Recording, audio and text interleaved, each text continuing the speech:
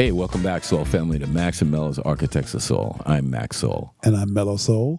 And this is episode 18. Woohoo! And Max and I are on a mission to connect the foundational brilliance of the past with the vibrant new R&B and soul music being created today. Say it, Mello. Today's architect is a towering figure whose grooves are woven into the fabric of popular music, the unstoppable tenor saxophonist King Curtis. Man, he was a master session player, a band leader, and an artist who didn't just witness the evolution of soul, he damn near drove it. His career, spanning from the rock and roll boom of the 50s to the peak of the Atlantic soul era, offers incredible lessons for every young artist navigating the music industry Hell yeah. in 2025.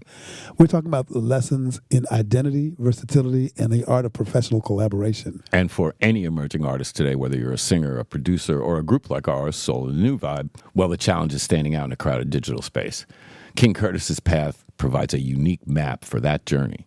He taught us that a session musician could become a star in his own right, and that instrumental music could top the charts. Sure could.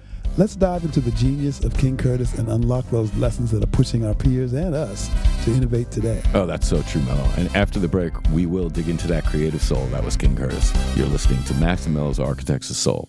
So don't go anywhere. We'll be right back.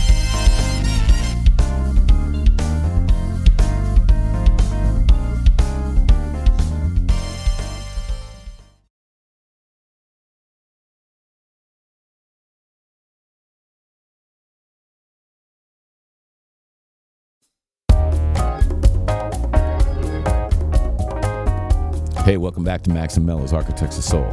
So if you're digging this content, you know what we're going to ask. Please hit that like button and subscribe to our channel. It sure helps us keep these stories alive and kicking. And by the way, don't forget that there's also a video version of all of these podcasts on our YouTube page. So, you know, if you want to, and by the way, and the videos also have extra content. That's correct. So if you really feel like maybe watching instead of listening, you can. Give us a shot. That's right. So listen, a little backstory on Curtis, or King Curtis. So in 1943, right, there was a couple of kids out in Dallas growing up, and they were listening to this wailing solo by a horn player named Illinois Jacquet, who was playing on a record Lionel Hampton wrote called Flying Home. Mm-hmm. And this record would climb to number 3 on the race record charts, which Jerry Wexler coincidentally changed on last week's episode or the week before. Anyway. But this was before that. This was 43. Yeah, this is correct. So it was considered to be the first rock and roll record, one of the first rock and roll records, and by some. Mm-hmm. And it had a honking and hollering vamp on it. Mm-hmm. And that's the key, right? That would spawn an entire generation of bar-walking Texas sax players, and the joint was jumping, right? Yeah. So now, these two guys, one named Grady Gaines, the other named Curtis Ousley, they went on to go into music, right? Mm-hmm. Grady Gaines would go on to lead Little Richard's Fabled Upsetters. And young Curtis Ousley, well, he went to New York, didn't he? Mm-hmm. And he landed a job in the band of Sam the Man Taylor. And we all know he's been instrumental in creating Atlantic Records' trademark sound with his elemental saxophone work on all those early sides by Ruth Brown. Yeah. And Joe Turner. Yeah. Correct. Right. And Curtis carried that tradition on, becoming their new go-to guy. And he laid those stammering, stuttering solos on big hits by, well, the Coasters and Chuck Willis and Clyde McPhatter. Right, yeah. And we know who played with Clyde McPhatter. If you caught the Sam Cooke podcast, you would know too. Mm-hmm. And if you didn't, you should go back and listen to it. Anyway, so this is all convenience, right? All in New York. And so Atco decided to put out a record of King Curtis, and they called it "Half Tenor Sax Will Blow." And he was exploring his jazz roots. It was kind of in the Nat Adderley, Wynton Kelly style of jazz. Mm-hmm. So it didn't really go that far, but that's okay, right? Because around this time he formed a little band called the Noble Knights, and in this badass band, right? They played locally in New York, and they played at Small's Paradise down the block from the Apollo Theater. And I was actually there before that place went down, and man, Bobby Robinson came in and said, bet Curtis that he could deliver him a hit record and let him produce it his own way. And according to Bobby, that included a less is more approach that gave the rest of the nights a chance to stretch out a little bit. And Soul Twist would become the first release on Bobby Robinson's Enjoy imprint, and a massive hit topping the R&B charts for 2 weeks in 1962. Well, this gave Curtis the idea, I could form a band. Mm-hmm. This got something going on. Mm-hmm. So he got his friend, Cornell Dupree from Texas, and then got Bernard Purdy on drums and said, we got this going on. Right? Pretty Purdy, right? And, well, we know, King Curtis And the Kingpins became this giant backup band.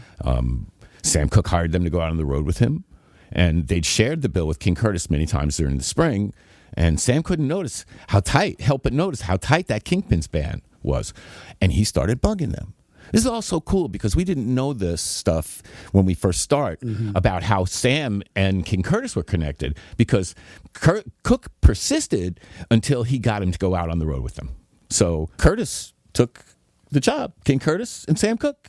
And until you showed me that picture of Sam Cooke and King Curtis together, I didn't know there was a connection. It's quite amazing. Yeah. And so this whole thing about the honkin' sax, right, takes us to Yakety Yak and the Coasters. Don't talk back. Right? Yeah. And the power of his signature sound, which is the whole thing, right?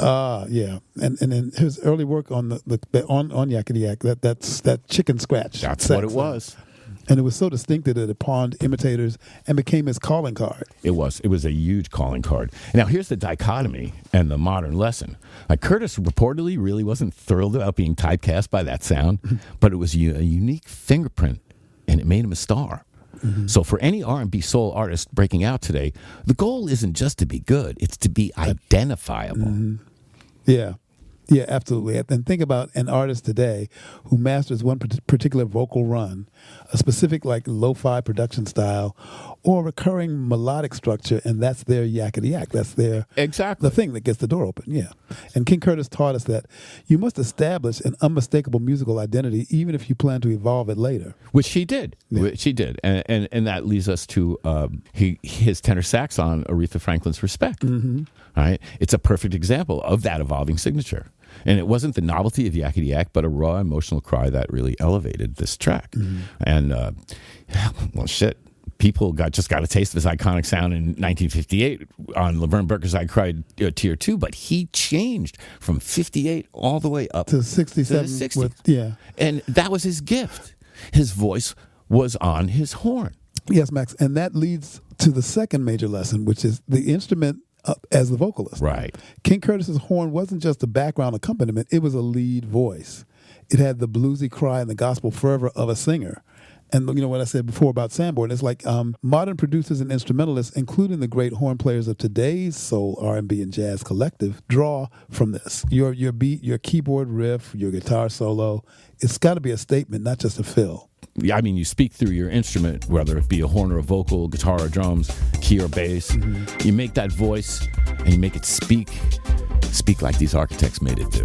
Yeah, and speaking of speaking on, we're going to take a short break and hope that you'll be here when we get back. That's right. You're listening to Max and Mello's Architects of Soul, and we are talking King Curtis. Stick around.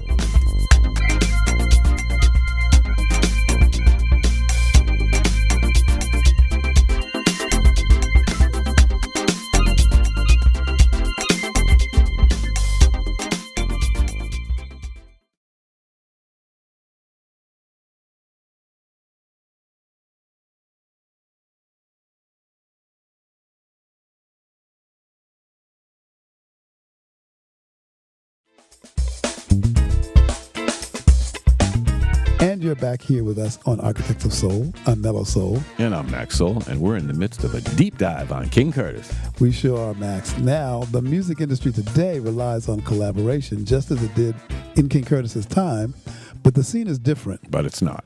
So just picture it, Max. You're this one black guy in a sea of white guys. Right. Okay, you look over, and then there's this guy over there who's in the corner who's kind of quiet. And he's got the one guy that nobody's talked to. Right. And turns out this person is this guy, this arranger, very talented arranger named Arif Mardin. Right. And that's the guy that Nesui brought in, right? And Nesui brought him in, hired him, and then promptly forgot about him. Naturally. So I got my boy in, right? I hired him, but I forgot. I got nothing to do with him, though. I don't know, but he's just taking a check. And so then it was Curtis who brought Arif's considerable talents to the attention of Jerry Wexler. You got to imagine that must have been pretty cool that he saw something in Arif that they didn't see, and what it turned out to be was huge. Yeah, you got to remember that when Aretha's Muscle Shoals sessions went south in early '67, Wexler brought the famed musicians north. Right, bringing them uptown. Yeah, ostensibly to record an album called King Curtis Plays the Great Memphis Hits. Yeah, but then they hunkered down, right? Curtis, Yeah. Aretha, Tommy Dowd, and they finished Aretha's historic album. Exactly. And that's a big thing. Talk about the respect and how that worked. Well, yeah, King Curtis was all over it, recycling the Ray Sharp track from the year before, which with the addition of some new horn charts. Which, of course, were penned by King Curtis. Yeah, and then the lyrics were penned by Aretha's sister Carolyn. And guess what? And it became "Save Me." The song "Save Me." That's right. And then So he saved it. He right? saved He saved it, and then he saves it again because later on, what does he do? Right, He's on the respect.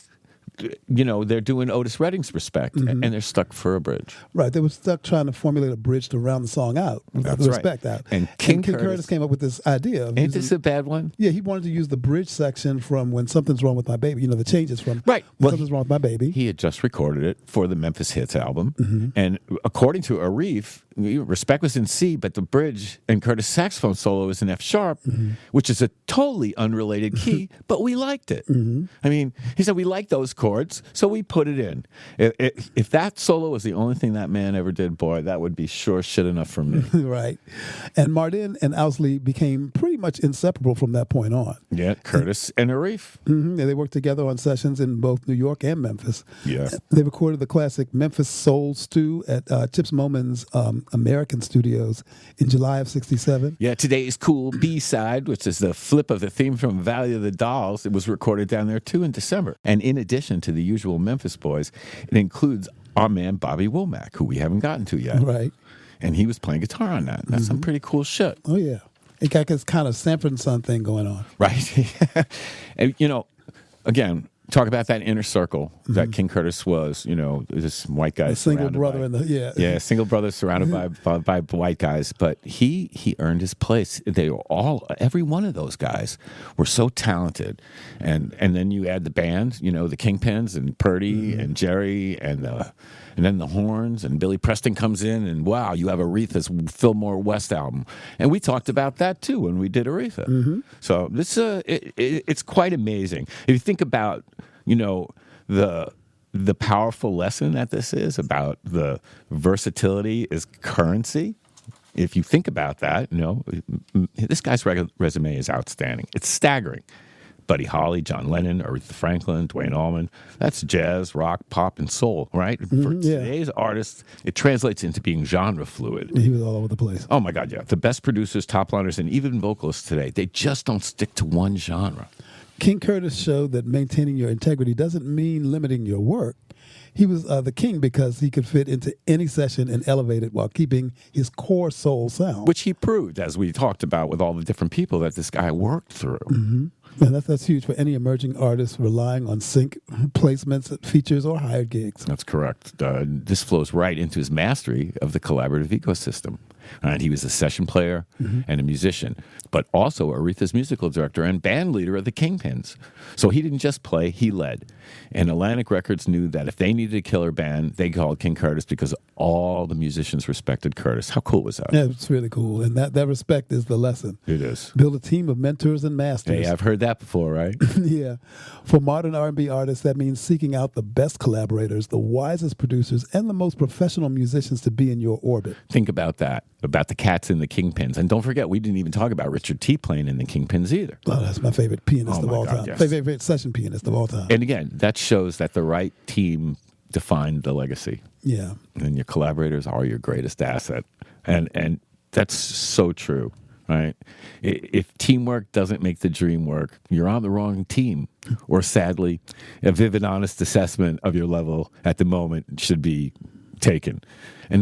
And when you think about it, the Kingpins, they were the band. The band. And remember, on Aretha's podcast, go back and listen to it if you didn't hear it. Yeah, and if you haven't caught it, you should go back and check it out because it's a really good one. That's right, Mello. And we talked about Fillmore West a minute ago. And all these things, they were just so good. And everybody used each other. Everybody took from what each other had. And they built this perfect soul band.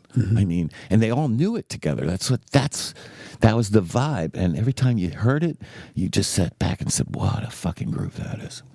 And we haven't talked about King Curtis's ears, because he's the one who kind of discovered, or at least brought Roberta Flack to Atlantic Records. Correct. That's right. She was at Mr. Henry's, where I first started, also in D.C. Right, you played there. That's right. That was where my regular Tuesday, Wednesday night spot. She was there working and doing her thing and being Roberta. And Roberta was great. King Curtis was mesmerized and brought her immediately to New York, to Atlantic. He had a magnificent impact on so many people. I mean, even right through to today, to Clarence Clemens of the E Street Bands, who played with Bruce Springsteen. I mean, he influenced so many with so much. That's right. And remember, y'all, the sky's the limit, and you can always get better at what you do. We never stop getting better. That's right. Oh, and speaking of better, I think we better take a break, man. No, Mello, I think we should. All right, you're listening to Architects of Soul, and we will be right back to talk innovation and legacy. So don't go anywhere, fam. Yep, catch us on the flip side.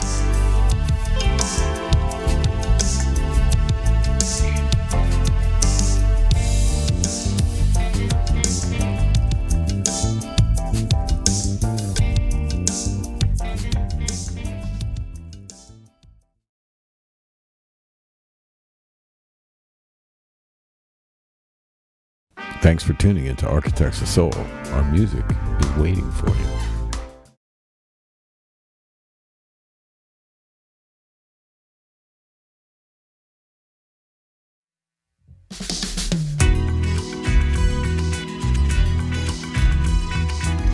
Hey, welcome back. We're talking King Curtis. Yeah, let's do it, Mello. Let's talk innovation. A key lesson for every artist today using a DAW or any complex home studio setup. King Curtis was a true innovator. He was unafraid to blend the old and the new. Exactly. He introduced electronic effects like the wah-wah pedal. The wah-wah pedal on the saxophone, though. I know. That's badass. On the track I Stand Accused. Think about that. He took an instrument that was deeply rooted in jazz and soul tradition. Hey, ran it through a pedal by who? Yeah, made famous by Jimi Hendrix. That's because Hendrix, he saw it. He said, wow, this is so cool. And again, this gives us the lesson. All right, which I love because I'm a geek. Embrace technological fusion. So for today's soul and R&B producers, that means respectfully sampling an old break, pairing a vintage road sound with a hyper-modern trap beat. Like there's all these things, auto-tune. I came from back in the day before there was a DAW, before anybody knew what a DAW was. Mm-hmm. And we started with razor blades and grease pencil and tape heads. And like we talked about 2-track, 4-track, 8-track, 16-track, and not having all that. So as we got further on into this technological world, we've come into this thing of DAWs. But when all these people we talk about started, they didn't have a digital audio workstation at home, for those of you who don't know. They didn't have digital anything. No, they didn't have digital anything, is right. They had the fingers, but no other. We started at the bottom of the geek barrel, and now and all these guys were brilliant and all electronics geniuses, but now you got to be a technological marvel because you got all this stuff. I mean, the plugins that I have, if they were actually real units, my house would be too hot to be in, right? My studio, you wouldn't be able to walk in, and the electric bill would have been out of control. It's unbelievable. But it's all about respecting that past that I learned, and now aggressively using all these cool tools they are for my future and for our music. That's right. And his fusion wasn't just with effects; it was with people. That's right. His friendships and collaborations with rock guitar legend like Duane Allman, your boy. Yeah, you know what? They became a thing. Atlantic Records used them as a thing. Think about The Wait with Aretha, and think about Wilson Pickett's Hey Jude, because that's King Curtis's horn section. And that's Duane Allman. Duane Allman on like guitar. And so you they think found common that. ground in their love for soul and the blues. Yeah, it's amazing. The takeaway for today's artist, and our takeaway is cross-genre collaboration is the new standard, which you gotta love, really, because King Curtis proved that soul doesn't have borders. So why should we not? Agree with that. This is genre bending that's so common in modern R&B, where you hear influences from like UK garage and Afro beats and jazz all at once. Well, it's simply the modern manifestation of the King Curtis Duane Allman blueprint. You find the best players regardless of their scene, and you create something entirely new. That's right. And we also have to mention his instrumental hits like Memphis Soul Stew. Which was like a production manual introducing each instrument one by one. And you know how many people have done that song, Memphis Soul Stew? You're going to tell me. Yeah, all the way up to David Sanborn. I mean, and again, Soul Serenade was covered by everyone, including the Allman Brothers in 1971 at the Fillmore. They were at the Fillmore for the last week of the Fillmore East. And they went on A&R Studios. They were at A&R Studios. They did a live broadcast, and it was 2 weeks after King Curtis died. And he talked, Dwayne was, just before they went into You Don't Love Me, Dwayne was talking about how King Curtis was the best at getting next to the young people, and that, Stevie sang and Aretha played, and it was a beautiful thing. And they launched into You Don't Love Me, and in the middle of You Don't Love Me, which is Dwayne Allman's Tour de Force song, Dickie Betts' was Whipping Post, and Dwayne's is You Don't Love Me. And instead of his center section that he usually does, he broke into Soul Serenade. And I have that recording, and it is absolutely magnificent. And if I would say, if anybody could catch it, it's Allman Brothers at A&R Studios, which was WPLJ FM in 1971. Can you believe that? Wow. So yeah, Mello, talking about the major instrumental hits he scored with the Kingpins, right, which were originally called the Noble Knights, and this is before Memphis Soul Stew came out, right? We can go way back. In fact, let's talk about Soul Serenade for 1 second, which, I was just talking about that, about Dwayne. That was a huge hit in 1964. Yeah, it was. Yeah, and it's still a classic now. Yeah, it really is a big blueprint for the soul world. But for a guy playing horn who came out of Dallas listening to Illinois Jacquet, that's some pretty big freaking shoes he got into. And then what about Soul Twist? That was before. Yeah, that was 62. That was a great tune. It reached number one. So on the R&B charts, no longer called the Race Records. Yeah. Ooh, that'll Thank you very much, Jerry Wexler. Right. Yeah. That's the shit, right? So anyway, if you're grooving to the words and deeds of these trailblazing architects, then please give us a like and hit that subscribe button. It's not like we're begging you. Leave a comment, because we want to continue the conversation. We want to know what you're thinking, and we want to know what you want to see and what you're hearing. And don't forget, we have a version on our YouTube page that is got video content on it. And if you feel like watching and not just listening, it's there for you. If not, you can listen all you want. Me and Mello got some extra for you, though, if you're interested. Yes, we want to keep the conversation going and get some feedback and dig deep down the music and these architects. Yeah, we certainly do, Mello. We got a lot going to bring you more stories behind the scenes. And we also have a brand new song that we're getting ready to release. Right, Max, it's a duet called Whatever You Want. And aside from the music release, there will be a lyric video and, of course, our YouTube page. You're sensing a theme here? You bet. Well, we're truly excited to release and bring this beautiful song to you in the coming weeks. But first we're going to take a break. And then we're going to come on back and wrap this puppy up. You're listening to Max and Mello's Architects of Soul.